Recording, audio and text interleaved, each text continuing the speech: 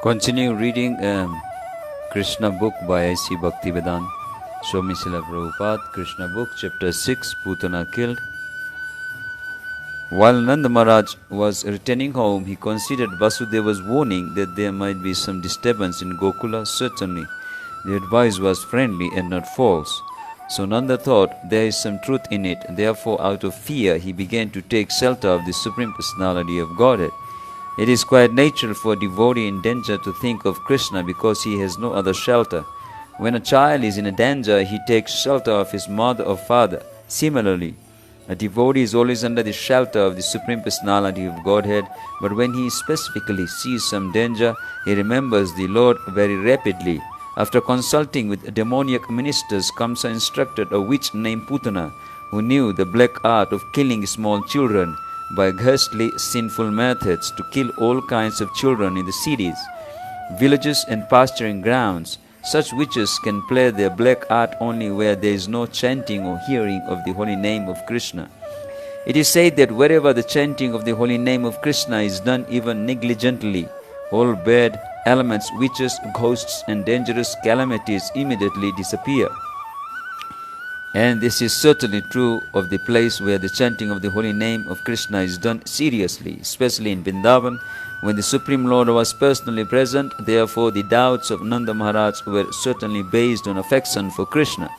Actually, there was no danger from the activities of Pūtanā, despite her powers.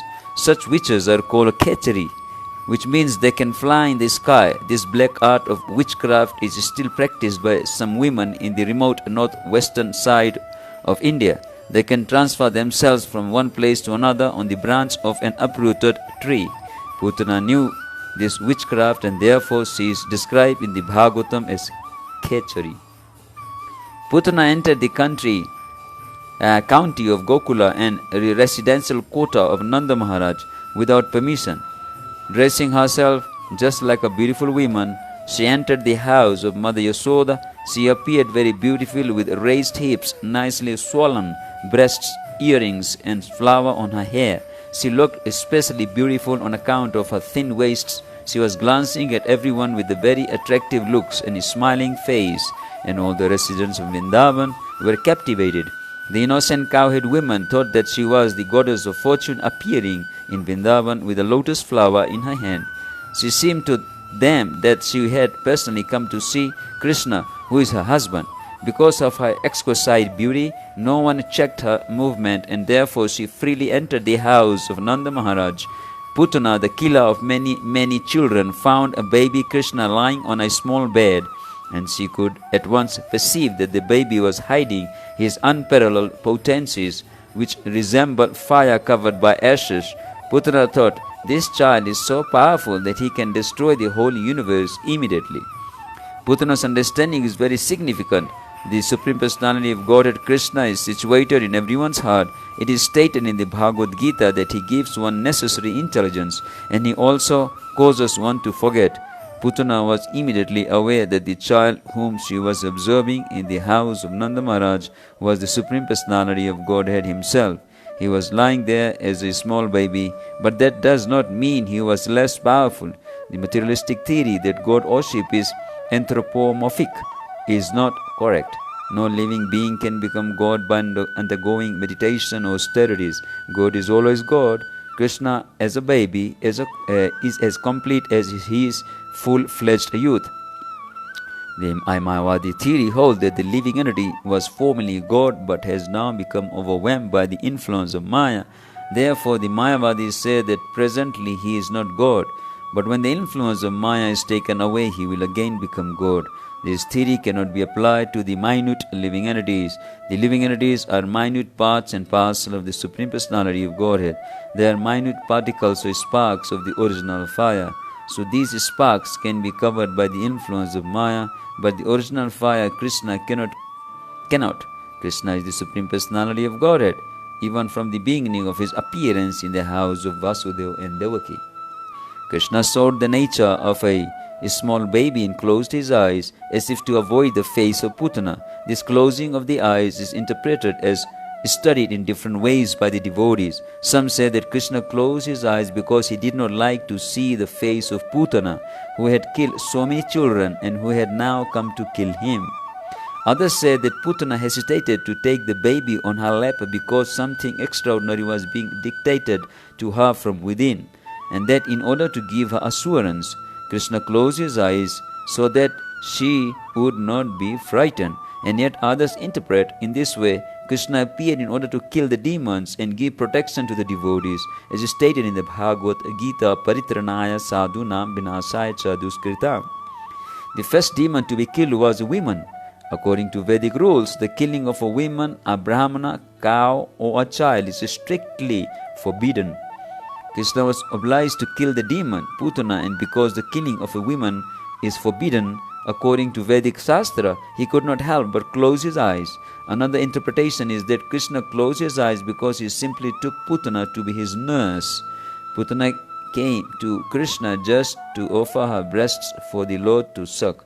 Krishna is so merciful that even though he knew Pūtanā was there to kill him, he took her as her nurse or mother. There are 7 kinds of mothers according to Vedic injunctions: the real mother, the wife of a teacher or spiritual master, the wife of a king, the wife of a brahmana, the cow, the nurse, and Mother Earth. Because Pūtanā came to take Krishna on her lap and offer her breast's milk to be sucked by him, she was accepted by Krishna as one of his mothers. That is considered to be another reason he closed his eyes. He had to kill a nurse or mother, but his killing of his mother or nurse was no different from his love for his real mother or his foster mother. Mother Yasoda, we further understand from Vedic information that Pūtanā was also treated as a mother and given the same facility as Yasoda.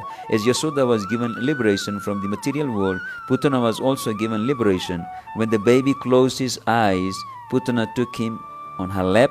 She did not know that she was holding death personified. If a person mistakes a snake for a rope, he dies. Similarly, Pūtanā had killed so many babies before meeting Krishna and she mistook him to be like them. But now she was accepting the snake that would kill her immediately. When Pūtanā was taking baby Krishna on her lap, both Yasoda and Rohini were present. But because she was so beautifully dressed and showed a motherly affection toward Krishna, they did not forbid her. They could not understand that she was a sword within a decorated case. Pūtanā had smeared a very powerful poison on her breasts, and immediately after taking the baby on her lap, she pushed her breastless nipple within his mouth. She was hoping that as soon as he would suck her breasts, he would die. But baby Krishna was quickly took to the nipple in anger. He sucked the milk poison along with the life air of the demon. In other words, Krishna simultaneously sucked the milk from her breast and killed her by sucking out her life air.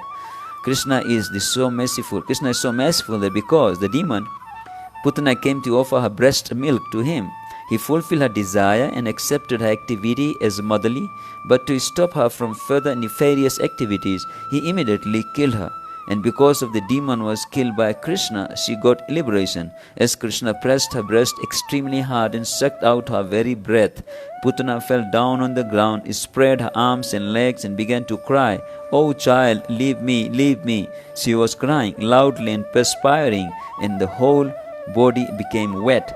As she died screaming, there was a tremendous vibration on the earth and the sky, on the upper and lower planets, and all in all directions, and people thought that thunderbolts were falling.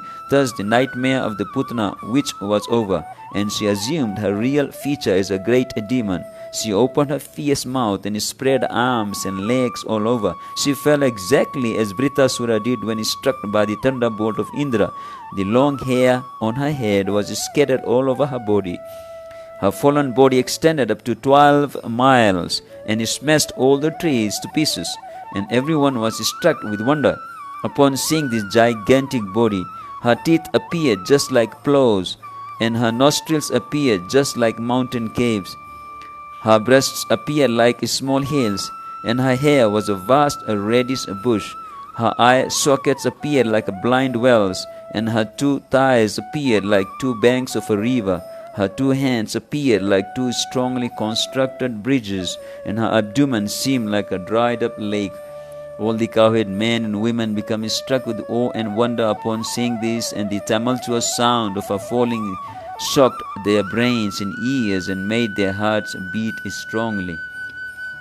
When the gopis saw little Krsna fearlessly playing on Pūtana's lap, they very quickly came and picked him up. Mother Yasoda, Rohini and other elder gopis immediately performed the auspicious rituals by taking the tail of a cow and circumambulating his body. The child was completely washed with the urine of a cow, and the dust created by the hooves of the cows was thrown over his body. This was just to save little Krsna from future inauspicious activities. This incident gives us a clear indication of how important the cow is to the family, society, to the living beings in general. The transcendental body of Krsna did not require any protection, but to instruct us on the importance of the cow, the Lord was smeared over the cow dung, washed with the urine of a cow, and sprinkled with the dust upraised by the walking of the cows.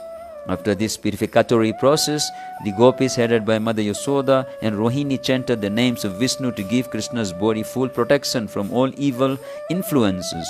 They washed their hands and feet and sipped water 3 times, as is the custom before chanting mantra. They chanted as follows: My dear Krishna, may the Lord who is known as Aja protect your legs. May Lord Maniman protect your knees. May Lord Yagna protect your thighs. May Lord Achyuta protect your upper waist. May Lord Hayagriva protect your abdomen. May Lord Kesava protect your heart. May Lord Isha protect your chest. May Lord Surya protect your neck. May Lord Vishnu protect your arms. May Lord Urukrama protect your face. May Lord Ishwara protect your head. May Lord Chakradhara protect your front. May Lord Gadadhar protect your back. May Lord Madhusudan who carries a bow in his hand protect your right side. May Lord Aja protect your left side. May Lord Urugaya with his conch shall protect you on all sides. May the personality of Godhead Upendra protect you from above. May Lord Tarskya protect you on the ground. May Lord Haladhar protect you from all sides. May the personality of Godhead known as Rishikesh protect all your senses. May Lord Narayan protect your life ears. May the Lord of Swetadev, Narayan, protect the core of your heart. May Lord Yogeshwara protect your mind. May Lord Prishnigarbha protect your intelligence. And may the Supreme Personality of Godhead protect your soul. While you are playing, may Lord Govinda protect you from all sides.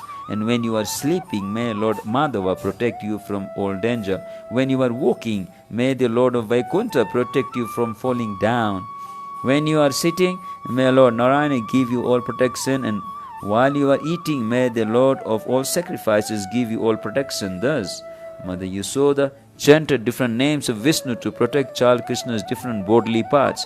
Mother Yasoda was firmly convinced that she should protect her child from different kinds of evil spirits and ghosts, namely Dakinis, Yatudhanis, Kusmandas, Yaksas, Raksasas, Vinayakas, Kotaras, Revatis, Jestas, Pūtanas, Martikas, Unmadas, and similar other evil spirits who cause persons to forget their own existence and give trouble to their life heirs and the senses. Sometimes they appear in dreams and cause much perturbation. Sometimes they appear as old women and suck the blood of small children. But no such ghosts and evil spirits can remain where there is chanting of the holy names of God. Mother Yasoda was firmly convinced of the Vedic injunctions about the importance of cows in the holy name of Vishnu. Therefore, she took all shelter in the cows in the name of Vishnu to protect her child Krishna. She recited all the holy names of Vishnu so that he might save the child. Vedic culture has taken advantage of keeping cows and chanting the holy name of Vishnu since the beginning of history. And persons who are still following the Vedic ways, especially the householders, keep at least 12 cows and worship the deity of Lord Vishnu, who is installed in their house. Persons who are advancing in Krishna consciousness should take instructions from this pastime and also be interested in cows and the holy name of Vishnu. The elder gopis of Vrindavan were so absorbed in affection for Krishna that they wanted to save him, although there was no need to, for he had already protected himself.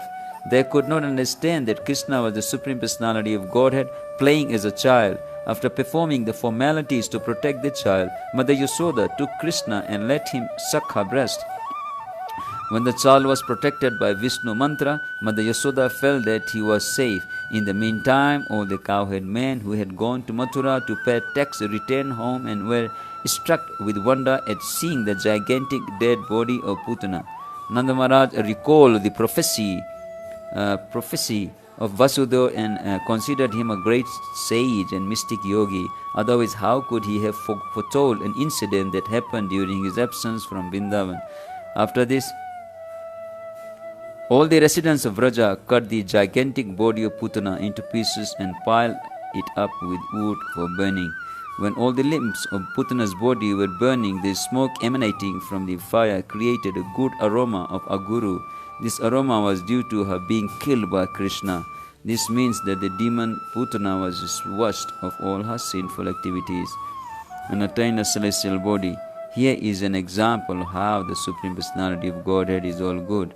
Pūtanā came to kill Krishna, but because he sucked her milk, she was immediately purified, and her dead body attained a transcendental quality. Her only business was to kill small children. She was only fond of blood, but in spite of being envious of Krishna, she attained salvation because she gave her milk to him to drink. So what can be said of those who are affectionate to Krishna in the relationship of mother, who with great love and affection always save him, the Supreme Personality of Godhead, as the super soul of every living entity? It is concluded, therefore, that even a little energy expended in the service of the Lord gives one immense transcendental profit. This is explained in the Bhagavad Gita, Swalpam apiyasya dharmasya trayatu mahatu bhayat. Devotional service in Krishna consciousness is so sublime that even a little service rendered to Krishna knowingly or unknowingly gives one the greatest transcendental benefit. The system of worshipping Krishna by offering flowers from a tree is also beneficial for the living entity who is confined to the bodily existence of the tree. When flowers and fruits are offered to Krishna, the tree that bore them also receives much benefit indirectly.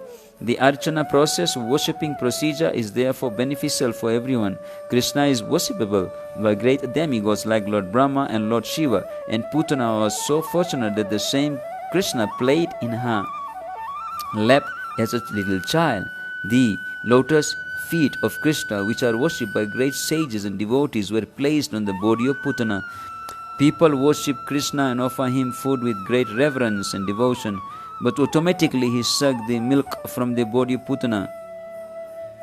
Devotees therefore pray that if some simply by offering something as an enemy, Pūtanā got much benefit, then who can measure the benefit of worshipping Krishna in love and affection? Therefore, only Krishna should be worshipped, for so much benefit awaits the worshipper. Although Pūtanā was an evil spirit, she gained elevation just like the mother of the Supreme Personality of Godhead. It is clear that the cows and the elder gopis who offered milk to Krishna were all elevated to the transcendental position. Krishna can offer anyone anything, from liberation to anything materially conceivable.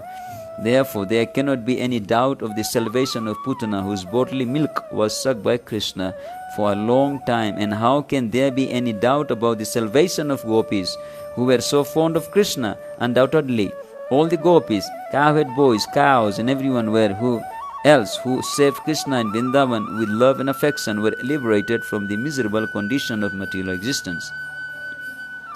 When all the inhabitants of Vrindavan smelled the good aroma from the smoke of the burning Pūtanā, they inquired from each other, "Where is this good fragrance coming from?" And while conversing, they came to understand that it was the fumes of the burning Pūtanā. They were very fond of Krishna, and as soon as they heard that the demon Pūtanā had been killed by Krishna, they offered blessings to the little child out of affection. After the burning of Pūtanā, Nanda Maharaj came home and immediately took up the child on his lap and began to smell his head. In this way, he was quite satisfied that his little child was saved from this great calamity. Srila Sukadeva Goswami has given a blessing to all persons who hear the narration of the killing of Pūtanā by Krishna. They will surely attain the favor of Govinda. Thus ends the Bhaktivedanta purport of the 6th chapter of Krishna Pūtanā killed. Hare Krishna.